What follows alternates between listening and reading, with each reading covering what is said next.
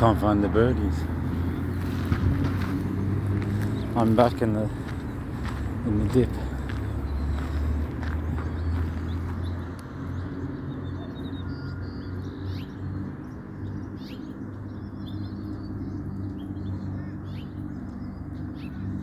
Some of the bird song even reminds me of South Africa.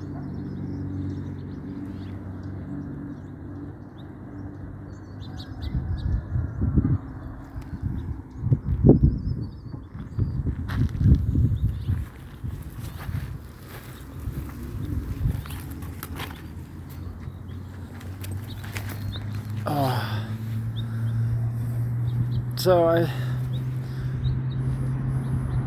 had this idea about what. Hello, Myra. I should talk to Myra. Things get much easier.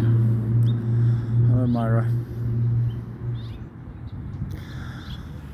I was with this guy, this veteran, and his guide dog, and there was a dead pussycat by the side of the road. I mean, quite a long time ago, dead. And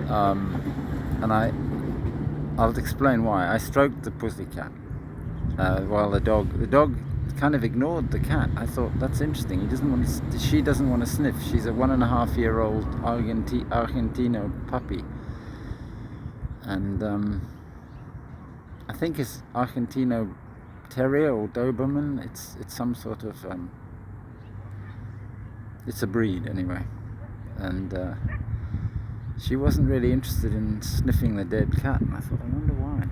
And so I stopped, and I got a little bit of the dead cat smell on my fingers, and the dog just wasn't bothered, because earlier she'd been, licking my hands, biting my hands, and jumping around and all. But then we went into the vet, and there was another dog there,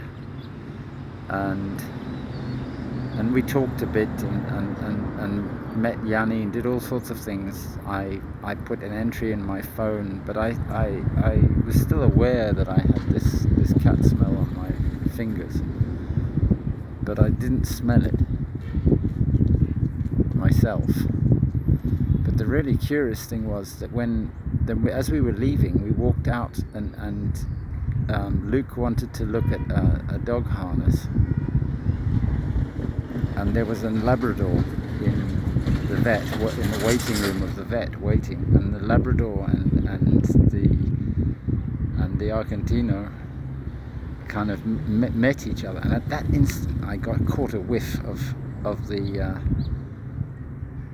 smell of the dead cat.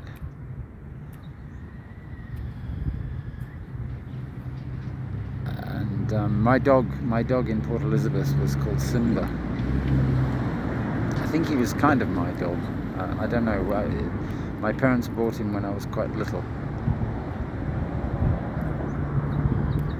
and I took him through his chewing phase. So the dog was in the chewing phase,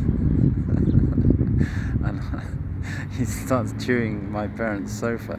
I never damage stuff in the house, but I'm sitting on the edge saying, "Chew, Simba, chew, chew, chew it." And my mother flipped when she went mad. But it was just, I was dog consciousness. The dog needed to chew, and yeah, go chew, Simba, chew.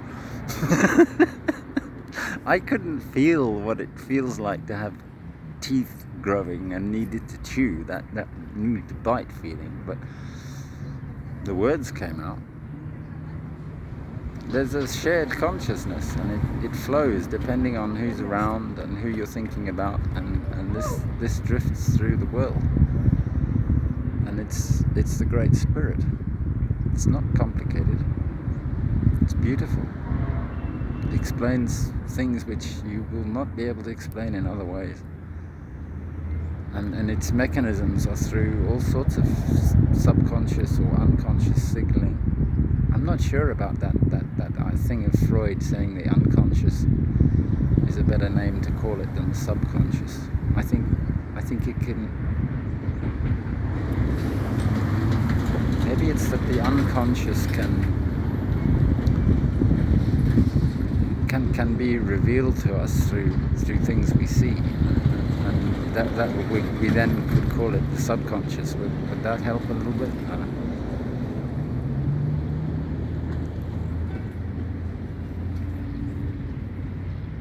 Psychology is very interesting done right,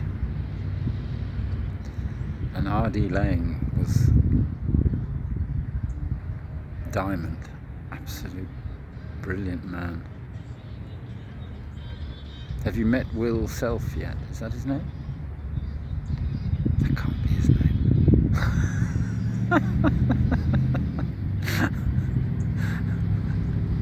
You should read Schopenhauer.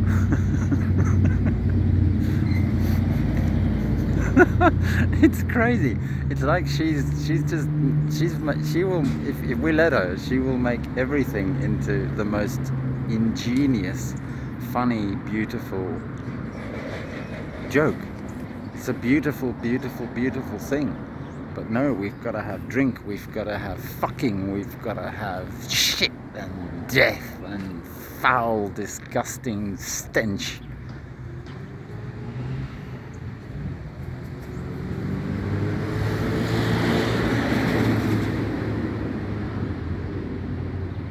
Otherwise we don't know we're alive.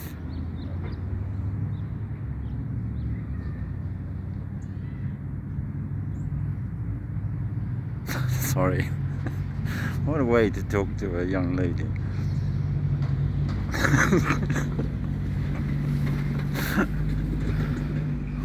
I think you're an absolutely awesome psychologist. This is going great. And your knife throwing skills. I love that. And I had an image of a guy who had been sleeping on that piece of cardboard, cowering behind it.